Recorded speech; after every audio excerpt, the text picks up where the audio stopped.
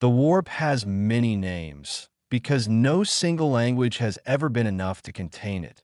The Immaterium, the Sea of Souls, the Empyrean, the realm beneath thought, and hell, to those who have looked upon it with unshielded eyes. It is an infinite dimension that coexists with the material universe, not as a place on Amap, but as the foundation beneath the map itself.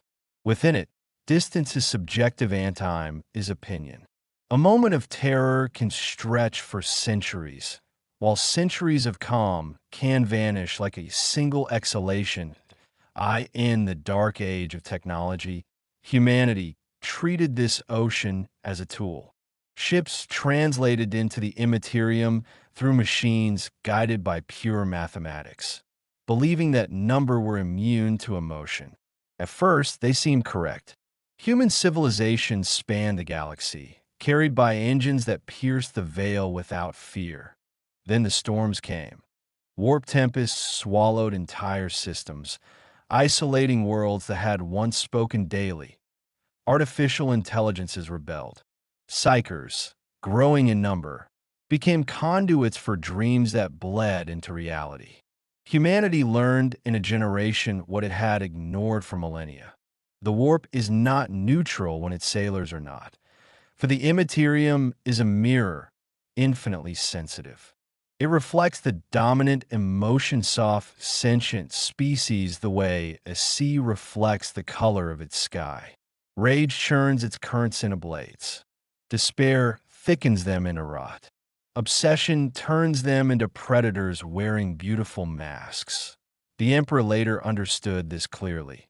The warp was not becoming hostile. It was revealing what had always lived within us. Navigators read its currents like prophets, their third eyes burning with visions they can barely survive.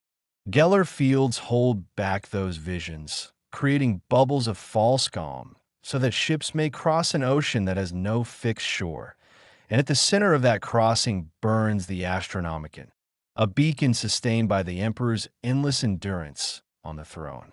It is a lighthouse cast across infinity, a reminder that humanity sails not through emptiness, but through the echo of its own soul. Thus the Imperium was born fearing not only the dimension itself, but the reflection it could no longer deny. The cruel equation is simple. If the warp mirrors us, then to understand the warp is to read the biography of every sentient heart that ever beat. It is a realm of possibility without restraint, a place where angels and demons are separated only by interpretation. Those who sail it return changed, because change is the one law the Immaterium enforces absolutely. The warp is not evil by nature. It becomes evil through sailors who believe that emotion is weightless and discover too late that the ocean has been listening to them forever. From that mirror of emotion rose the four great powers of chaos.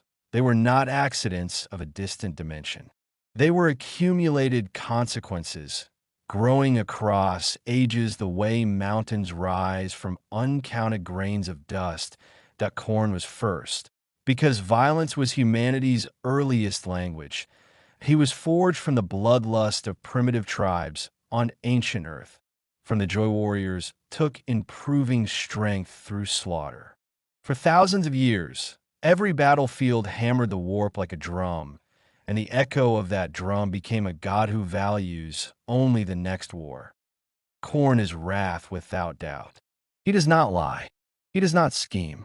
He simply answers rage with greater rage. Nurgle followed, born from despair and the fear mortals feel watching death approach. Ancient plagues swept continents on Earth, and humanity prayed for comfort in suffering. The warp shaped those prayers into a grotesque father who calls rot affection and disease a gift. He exists because mortals wanted someone to love them while they died. Nurgle is acceptance turned monstrous. He offers eternity through decay. Tzeentch grew from ambition for change, because humanity never stops dreaming off better tomorrows. Politicians schemed in the ruins of the technological age, and psychers convinced themselves knowledge outweighed caution. Hope and manipulation mixed in the warp-like volatile chemicals, and from that mixture rose the Changer of Ways, a god who plans endlessly because mortals imagine endlessly. Tzeentch is hope wearing knives. He promises the future and steals the present. Slaanesh was last, and his birth remains the greatest wound in the history of the galaxy. He was not born from humanity, but from the Eldar. Their ancient empire sank into perversion and excess, chasing sensation beyond sanity. Billions of souls screamed simultaneously as culture devoured restraint, and that scream tore the warp open, birthing a predator god of obsession, beauty, addiction, and violation. Slaanesh is the child of Eldar decadence. The Emperor witnessed his birth and learned what happens when a species feels without limit. Together, the four powers are not merely evil. They are reflections of what mortals already were. Rage Khorne, despair Nurgle, ambition Tzeentch, excess Slaanesh. The warp did not choose these faces. Sentient species painted them onto infinity with their own trembling hands. The Imperium lives beside the warp like a city built beneath a volcano that never sleeps. Every ship that travels between stars must cross its tides. The dimension humanity once treated as a tool is now its constant enemy and its only highway. Navigators guide fleets through currents shaped by the emotions of uncounted trillions, while Geller fields hold back the predators that denial can no longer erase. The Emperor sought to end this dependence. He planned the Webway Project to sever humanity from the Immaterium, to starve chaos be erasing both faith and reliance. But the Horus heresy proved a darker truth. Secrets breed gods as surely as worship does. Denial did not weaken the warp. It sharpened it. Thus the Imperium endures, fearing the dimension, while feeding it daily with the very emotions that birth the four powers. Every battlefield is still a prayer to Khorne.